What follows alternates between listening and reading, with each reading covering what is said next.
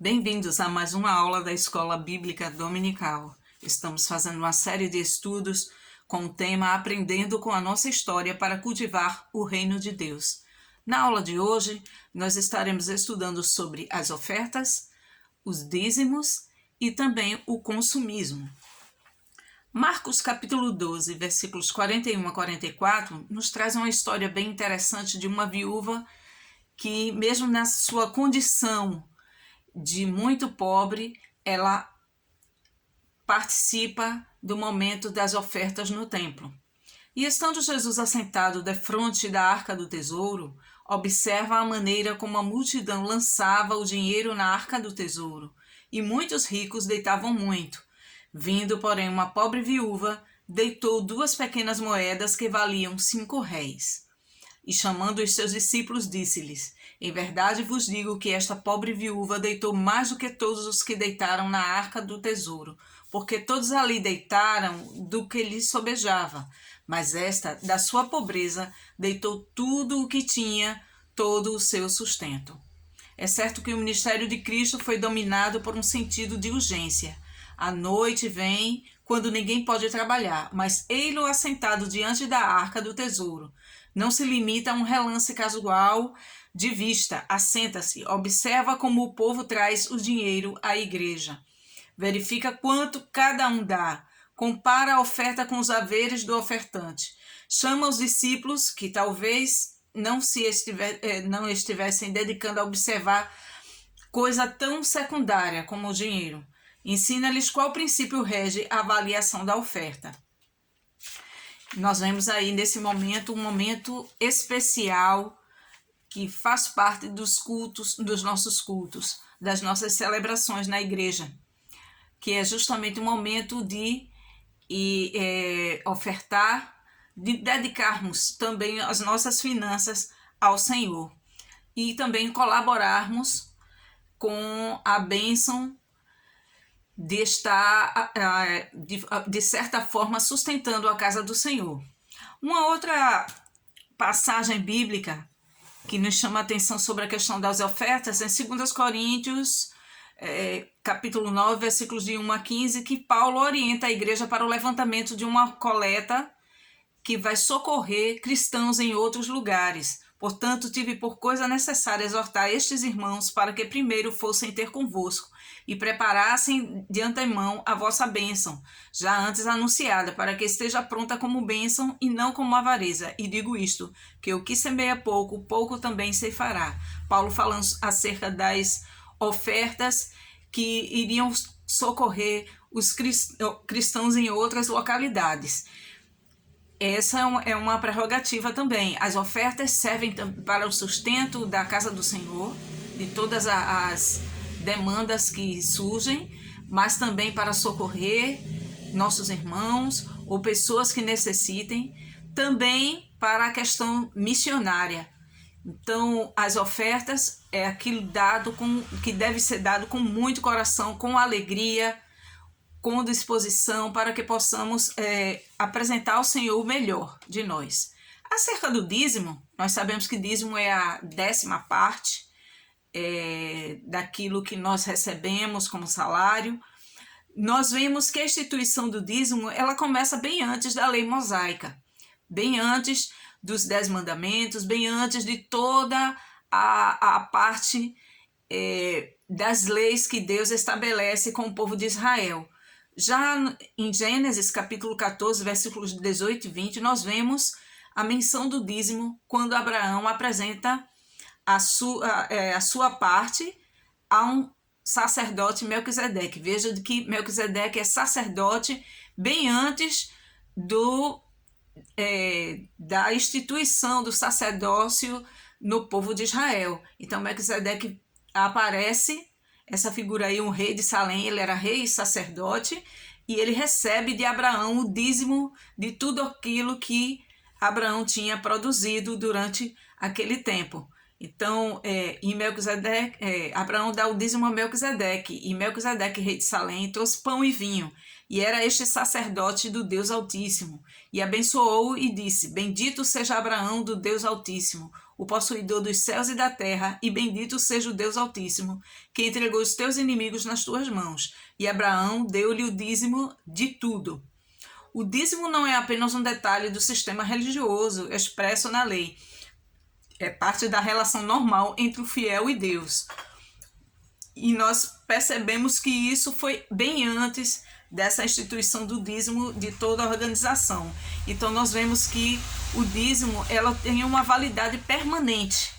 Nós vemos mais adiante também, em Malaquias capítulo 3, versículo 10, já num período pós-exílico, né, após o cativeiro babilônico, Deus manda trazer todos os dízimos à casa do tesouro. Trazei todos os dízimos à casa do tesouro, para que haja mantimento na minha casa, e depois fazei prova de mim, diz o Senhor dos Exércitos, se eu não vos abrir as janelas do céu, e não derramar sobre vós uma bênção tal, que dela vos advenha a maior abastança.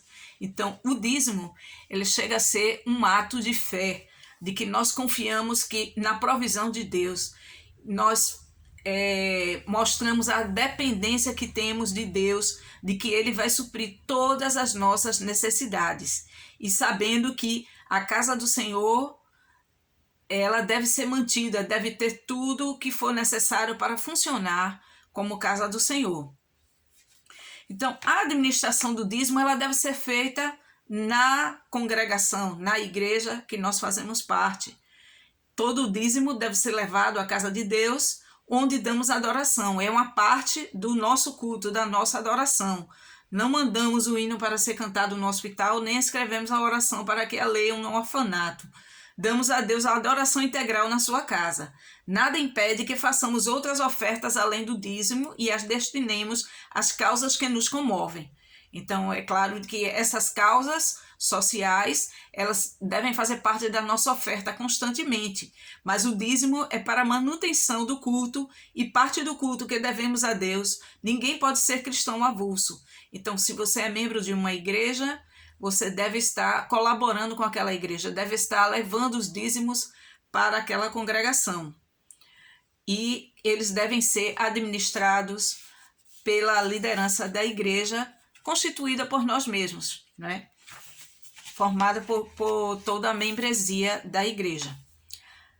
Bem, passando sobre esse assunto do dízimo e da oferta, nós passamos agora para o assunto do consumismo. O consumismo, né, principalmente nesses dias de festas, de final de ano, Natal principalmente, e outras festas de confraternização, nós vemos que o consumismo ele está sempre evidente nos nossos dias. Por esses dias também aconteceu a Black Friday, né, que é um movimento do comércio para estar vendendo mais. E então esse consumismo ele é definido na nossa sociedade como uma questão de que nós temos que comprar, nós temos que gastar dinheiro, nós temos que comprar aquilo que muitas vezes nós não necessitamos. A Bíblia nos fala que em Mateus capítulo 6, versículo 33, o seguinte: buscai primeiro o reino de Deus e a sua justiça, e todas as outras coisas vos serão acrescentadas. Então, nós devemos colocar em primeiro lugar o reino de Deus, a busca pelo reino de Deus e a sua justiça. Porque a questão do consumismo, do ter mais do que ser, ela não é importante para Deus. O surgimento das teologias modernas sobre a prosperidade, a saúde e o sucesso tem feito muitos cristãos sinceros perderem o foco central do compromisso cristão. Como filhos do rei, estamos dispostos a desfrutar dos bônus, né? Do bônus, que são as vantagens, as bênçãos do reino, mas não queremos participar do ônus, que são justamente as responsabilidades deste mesmo reino. Jesus, quando foi definir como seriam os seus seguidores, disse: se alguém quer vir após mim, a si mesmo se negue, dia a dia, tome a sua cruz e siga-me. Lucas 9:23. Qualquer que seja a interpretação que se queira dar a este versículo, ela terá que considerar como parte integrante do discipulado de Jesus o sofrimento, o sacrifício, o abrir mão de privilégios e regalias por amor daquele a quem queremos seguir. É claro que nós, quando temos a posse de bens materiais, nós devemos sempre ter a clara certeza de que todos os bens que Deus coloca à nossa disposição é para que possamos administrá-los. A grande lição de Jesus é que se o nosso coração estiver genuinamente voltado e preocupado com o reino de Deus, que é o tesouro, nossos atos e atitudes expressarão nossa fé e o verdadeiro amor de Jesus. O nosso verdadeiro tesouro está nos céus. Mas é claro que nós, como vivemos numa sociedade consumista e que também temos a oportunidade de obter alguns bens através do nosso trabalho, essas posses materiais elas devem estar sempre colocadas à disposição do reino de Deus. E termos a certeza que tudo isso pertence a Deus. Deus nos colocou para à nossa disposição, nas nossas mãos, para que possamos administrar. A Bíblia é absolutamente contra o conceito de que a questão da individualidade, que é problema meu, o que eu faço com as minhas coisas, ninguém tem nada com isto. A Bíblia, ela relata diferente.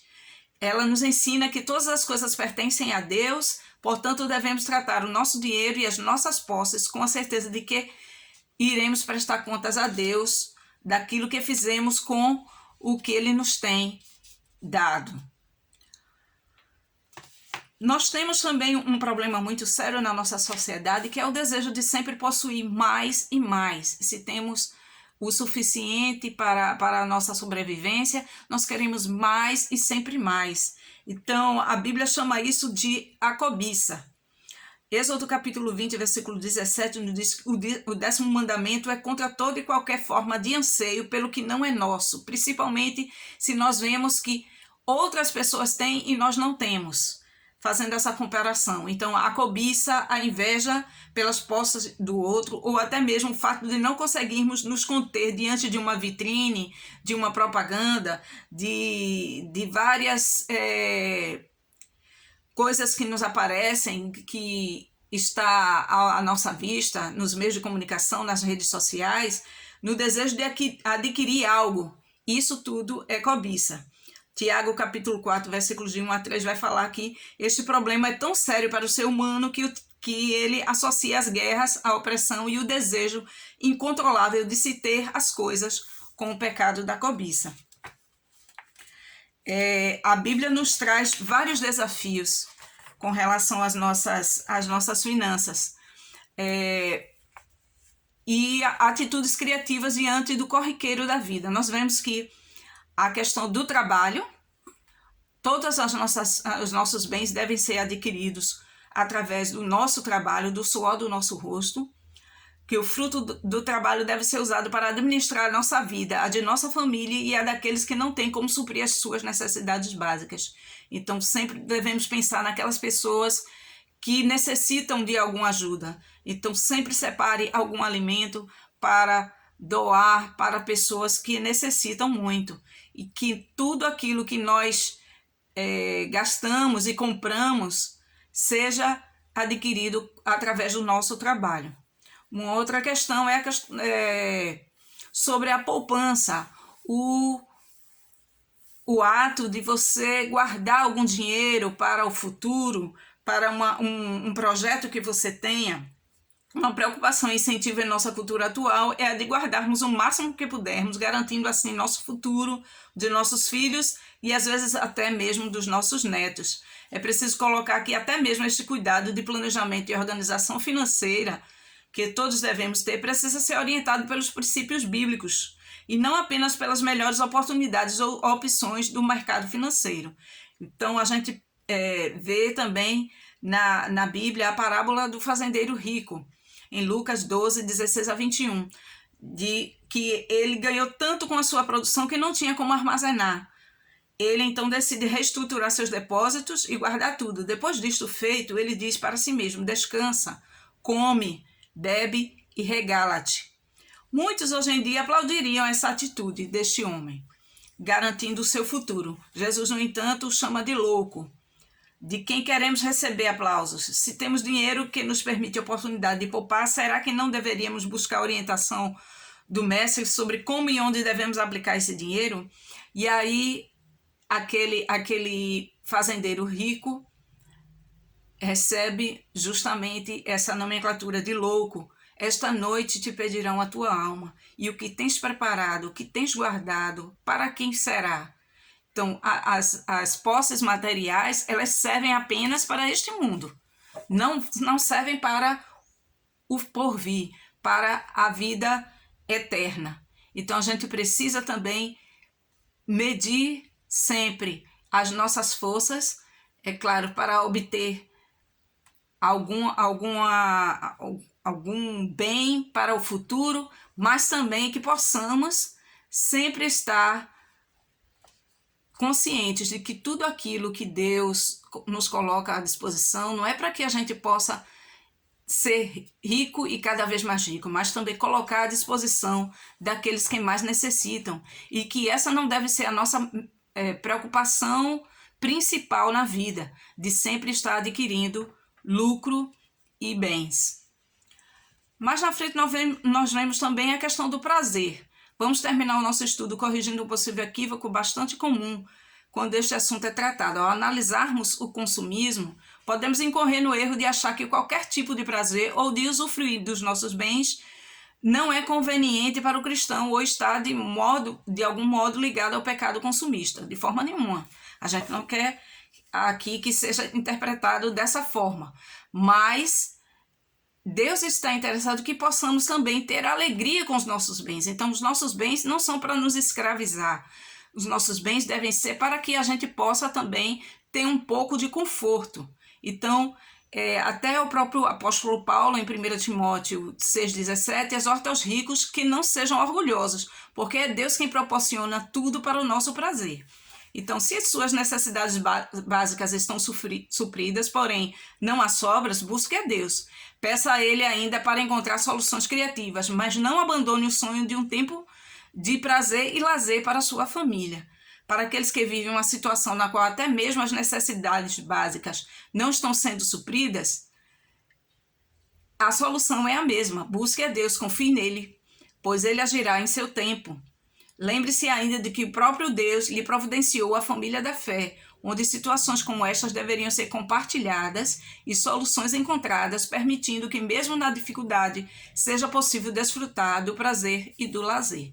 Então, que nós possamos estar sempre conscientes de que o consumismo ele traz muitos problemas para nós, mas que possamos estar sempre como bons mordomos administrando os bens que Deus nos dá e que possamos também colocá-los à disposição daqueles que mais necessitam. Que Deus possa nos abençoar e até a próxima aula.